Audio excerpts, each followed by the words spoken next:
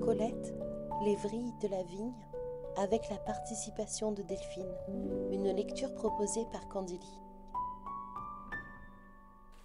Autrefois, le rossignol ne chantait pas la nuit. Il avait un gentil filet de voix et s'en servait avec adresse, du matin au soir, le printemps venu. Il se levait avec les camarades, dans l'aube grise et bleue, et le réveil effarouché secouait les hannetons endormis à l'envers des feuilles de lilas. Il se couchait sur le coup de 7h30, n'importe où, souvent dans les vignes en fleurs qui sentent le réséda, et ne faisait qu'un somme jusqu'au lendemain. Une nuit de printemps, le rossignol dormait, debout, sur un jeune sarment, le jabot en boule et la tête inclinée, comme avec un gracieux torticolis.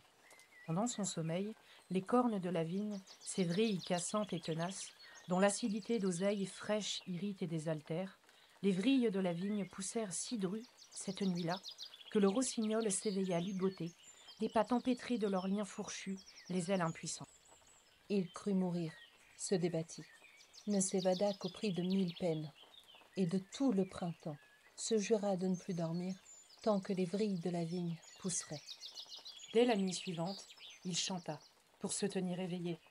Tant que la vigne pousse, pousse, pousse, je ne dormirai plus, tant que la vigne pousse, pousse, pousse.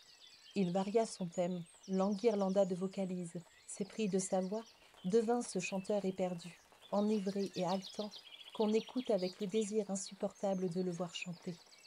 J'ai vu chanter un rossignol sous la lune, un rossignol libre et qui ne se savait pas épier.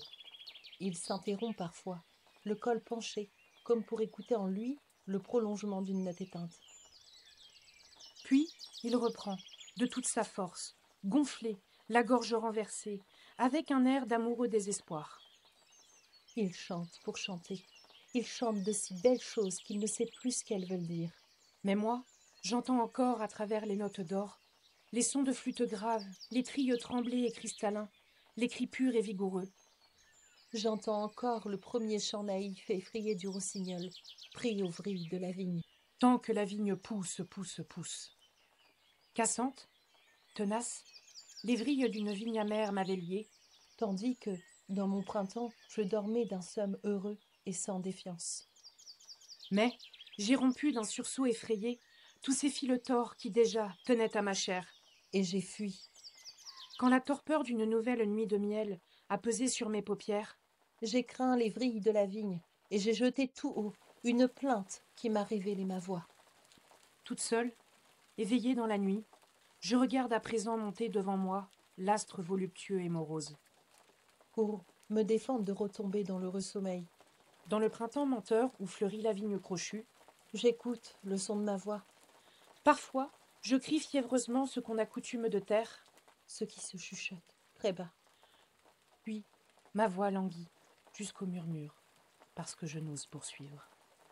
Je voudrais dire tout ce que je sais, Tout ce que je pense, tout ce que je devine. tout ce qui m'enchante et me blesse et m'étonne. Mais il y a toujours, vers l'aube de cette nuit sonore, Une sage main fraîche qui se pose sur ma bouche. et mon cri, qui s'exaltait, redescend au verbiage modéré, À la volubilité de l'enfant qui parle haut pour se rassurer et s'étourdir. je ne connais plus le somme heureux, Mais je ne crains plus les vrilles de la vigne.